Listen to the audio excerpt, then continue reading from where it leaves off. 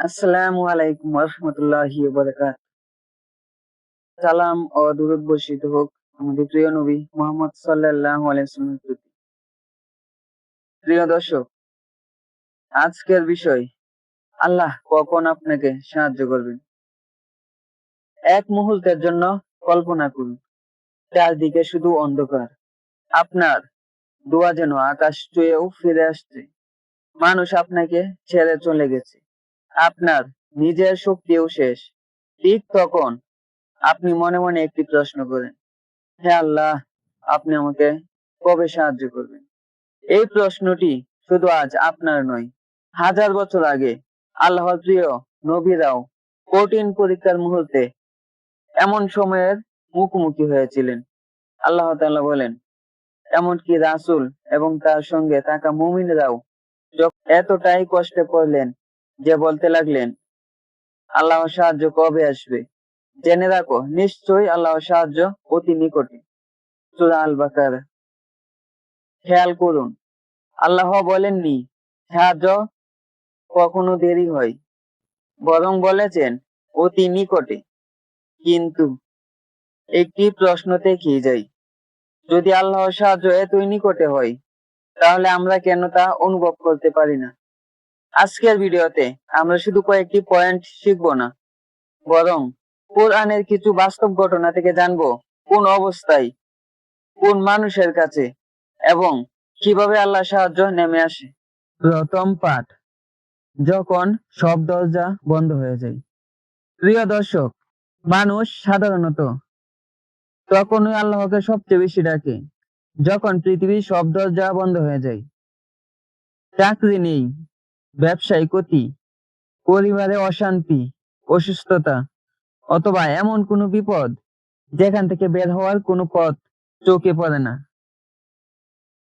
ঠিক এমন সময় অনেকেই মনে করেন, আল্লাহ কি আমার দোয়া শুনছেন না।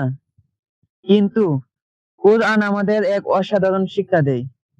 আল্লাহ তাআলা বলেন, নিশ্চয়ই কষ্টের সঙ্গেই রয়েছে স্বস্তি। নিশ্চয়ই কষ্টের সঙ্গেই রয়েছে স্বস্তি। সূরা আস-সারহ। খেয়াল করুন, আল্লাহ বলেননি কষ্টের পরে স্বস্তি, বরং বলেছেন কষ্টের সঙ্গেই স্বস্তি। অর্থাৎ আপনি যখন সবচেয়ে কঠিন পরীক্ষার মধ্যে আছেন, হয়তো তখনই আল্লাহ আপনার জন্য এমন একটি পথ তৈরি করেছেন যা আপনি এখনো দেখতে পাচ্ছেন না। মনে রাখবেন, আল্লাহর নীরবতা আল্লাহর অনুপস্থিতি নয়।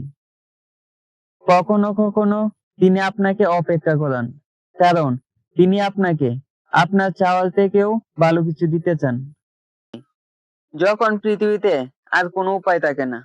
প্রিয় দর্শক, চোখ বন্ধ করে কল্পনা করুন, চারদিকে শুধু পানি, উপরে অন্ধকার, নিচে অন্ধকার, আর আপনি একটি বিশাল মাছের পেটের ভিতরে। কোনো মানুষ নেই, কোনো সাহায্য নেই, কোনো আশার আলোও নেই। এটাই ছিল আল্লাহর নবী ইউনূস আলাইহিস সালামের অবস্থা। সাধারণ মানুষ হলে হয়তো আশা ছেড়ে দিত, কিন্তু ইউনূস আলাইহিস সালাম জানতেন, যেখানে মানুষের শক্তি শেষ হয়, সেখান থেকেই আল্লাহর সাহায্য শুরু হয়। তিনি একটি দোয়া পড়তে লাগলেন, লা ইলাহা ইল্লা আনতা সুবহানাকা ইন্নী কুনতু মিনাজ জালিমিন। অর্থ, আপনি ছাড়া কোনো উপাস্য নেই, আপনি পবিত্র, নিশ্চয় আমি নিজের উপর জুলুম করেছি। সূরা আল আম্বিয়া। তারপর কি হলো? আল্লাহ তাআলা বলেন, অতঃপর আমি তার ডাকে সাড়া দিলাম এবং তাকে দুঃখ কষ্ট থেকে উদ্ধার করলাম, আর এভাবেই আমি মুমিনদের উদ্ধার করে থাকি। সূরা আল আম্বিয়া। খেয়াল করুন, আল্লাহ শুধু ইউনূস আলাইহিস সালামের কথা বলেননি, তিনি বলেছেন, এভাবেই আমি মুমিনদের উদ্ধার করি।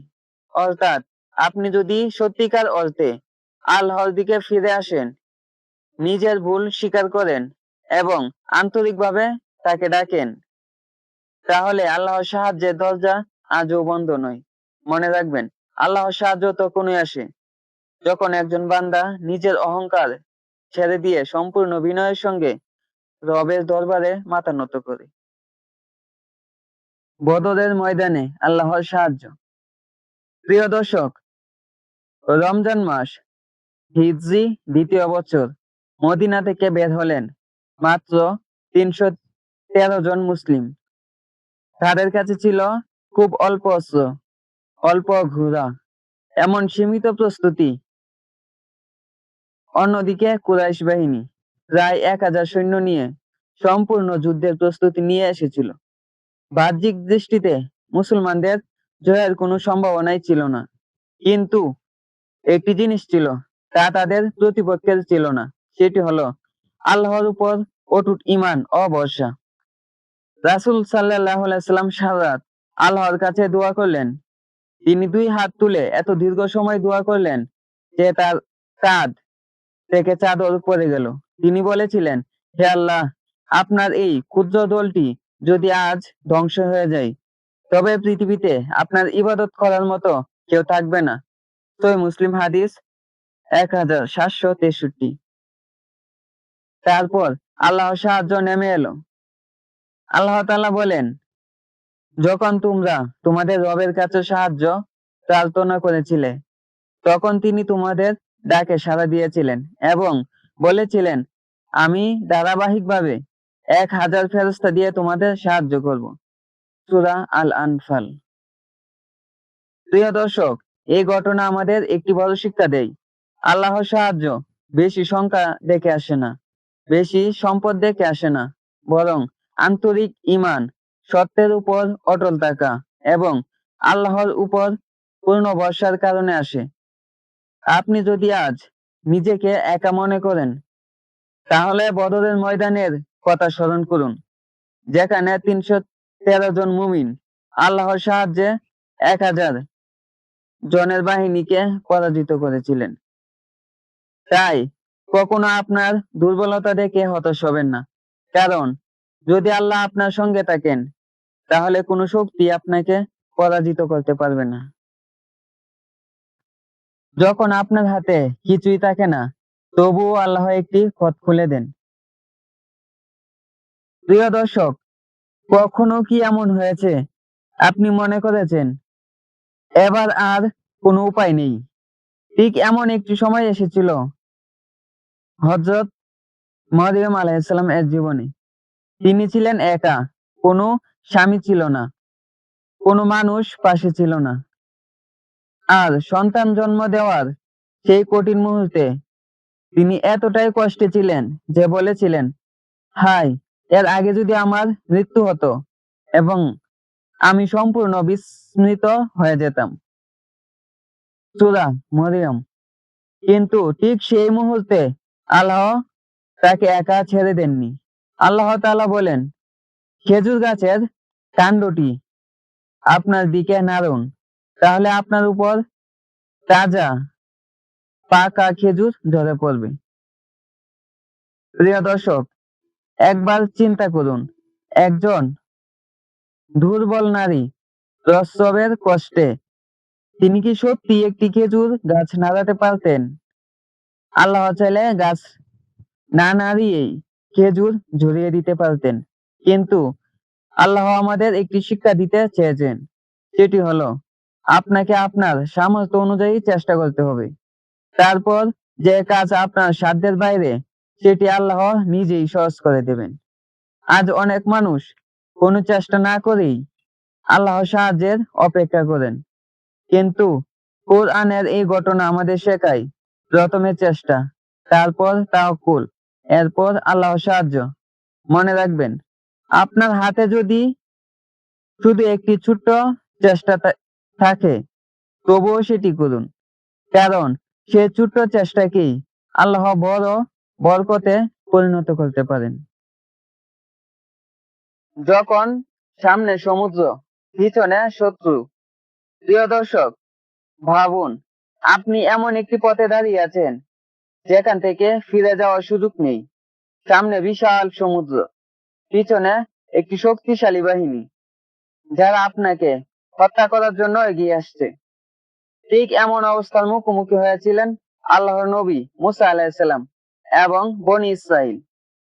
পিছনে ছিল ফিরআউনের বিশাল সেনাবাহিনী, সামনে লাল সাগর। বনী ইসরাইল ভয়ে বলে উঠল, নিশ্চয়ই তারা আমাদের ধরে ফেলবে। সূরা আস-সূরা। কিন্তু মুসা আলাইহিস সালামের উত্তর ছিল একজন সত্যিকারের মুমিনের উত্তর। তিনি বলেছিলেন, কখনোই নয়, নিশ্চয়ই আমার রব আমার সঙ্গে আছেন, তিনি অবশ্যই আমাকে পথ দেখাবেন। প্রিয় দর্শক, খেয়াল করুন, সমুদ্র তখনও সামনে ছিল, কোনো পথ তখনও তৈরি হয়নি। তবুও মুসা আলাইহিস সালাম আল্লাহর উপর ভরসা হারাননি। এরপর আল্লাহর নির্দেশ দিলেন, আপনার লাঠি দিয়ে সমুদ্রে আঘাত করুন। তখন সমুদ্র দ্বিখণ্ডিত হয়ে গেল এবং প্রতিটি অংশ বিশাল পাহাড়ে পরিণত হয়ে গেল। যে সমুদ্রকে সবাই শেষ মনে করেছিল, আল্লাহ সেটিকেই মুক্তির পথে পরিণত করলেন। প্রিয় দর্শক, হয়তো আজ আপনার জীবনেও এমন একটি সমুদ্র আছে যা পার হওয়ার অসম্ভব বলে মনে হচ্ছে, কিন্তু মনে রাখবেন, যে আল্লাহ সমুদ্রের মাঝে রাস্তা তৈরি করতে পারেন, তিনি আপনার জীবনেও এমন সমাধান দিতে পারেন যা আপনি আজ কল্পনাও করতে পারছেন না। তাই পরিস্থিতি নয়, আল্লাহর উপর ভরসা করুন। কারণ মানুষ যখন বলে আর কোনো পথ নেই, তখনই আল্লাহ বলেন, আমি আছি। প্রিয় দর্শক, আপনি কি কখনো এমন দোয়া করেছেন যার উত্তর মাসের পর মাস, এমনকি বছরের পর বছর পাননি? তখন কি আপনার মনে প্রশ্ন এসেছে, আল্লাহ কি আমার দোয়া শুনছেন না? কিন্তু কুরআন আমাদের একটি অসাধারণ সত্য শিক্ষা দেয়। আল্লাহ তাআলা বলেন, তোমরা এমন কিছুকে অপছন্দ করতে পারো, অথচ তা তোমাদের জন্য কল্যাণকর।